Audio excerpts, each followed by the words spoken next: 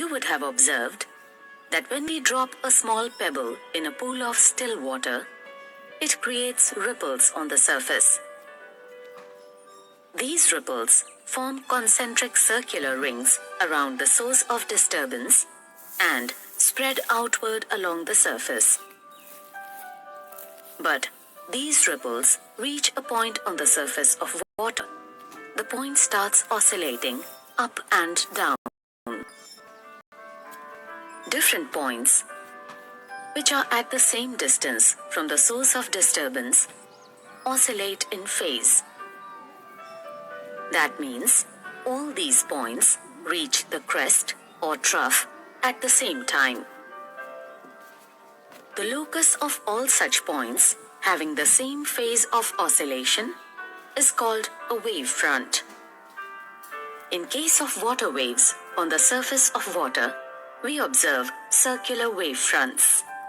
Circular wave front is a locus of all points having the same phase of oscillation. The propagation of waves can be understood by studying of waves. An outward normal drawn at any point on the wave front represents the direction of the wave at that point. In terms of energy, we say that the energy propagates in a direction perpendicular to the wave front. The speed at which a wave front travels is the speed of the wave. Waves on the surface of water are two-dimensional. Hence, the wave fronts are circular in shape. But the waves from a source of sound or a source of light in a homogeneous medium spread in all directions and are three-dimensional in nature. Now, consider a point source of light placed in a homogeneous and isotropic medium, emitting light waves in different directions. If the medium is homogeneous, the speed of light waves is the same throughout the medium, and if it is isotropic, it is the same in all directions. Of all points with amplitude and vibrate in the same phase forms a sphere with its center at the source of light. Hence, a spherical wave front is generated when a point live source is placed in a homogeneous medium. At a large distance from the source, these spherical wave fronts have large radii of curvatures. A small portion of spherical wave fronts at a very large distance from the source can be treated as a plane wave front.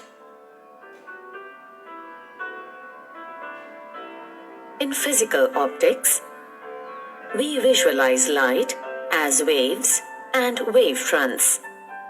In ray optics, we visualize light as rays. A line drawn perpendicular to the wave front in the direction of its propagation is treated as ray of light in ray optics. Note that a wave front is a surface of constant phase. If a particular wave front is a locus of points with maximum amplitude, it continues to be like that as it propagates through the medium. Huygens proposed a geometric method known as the Huygens principle for finding the location of a wave front at some instant from the knowledge of the shape and location of the same wave front at an earlier instance. According to Huygens' principle, each point of a wave front is a source of secondary disturbance and generates spherical secondary wavelets, which spread out in all directions with the speed of the wave in that medium. If a tangential surface common into all these spherical wave fronts is drawn, then It gives the new position of the wavefront at a later instant. This surface envelops all the secondary wavelets. To understand Huygens principle, let us now consider a primary wavefront PQ propagating in a homogeneous medium. Then, according to Huygens principle, each point of PQ acts as a source of secondary disturbance. The secondary wavelets emanated from these points are spherical in shape and split in all directions at a speed equal to the speed of the wave. If the speed of the wave is v, then in time t, the radius of the spherical wavelets becomes vt. The tangential surface common to all these spheres in the forward direction gives the shape and location of the new wavefronts after t seconds. In the image, the surface P'(Q') represents the location of the wavefront PQ after t seconds.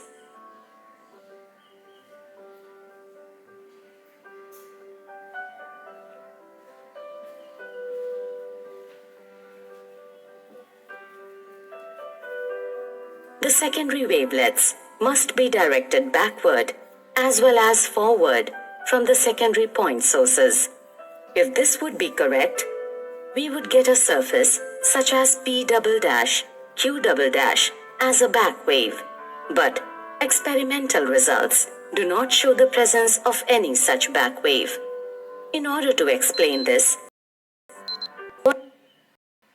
Huygens proposed that the intensity of the spherical wavelets is not uniform in all directions, that is, maximum in the forward direction and zero in the backward direction. Hence, the wavelets as well as the whole waves always propagate in the forward direction only.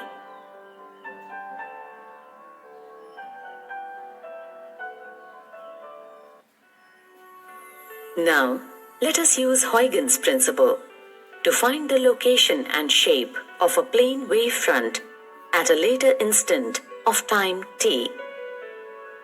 Let PQ be a plane wavefront at time t equal to 0.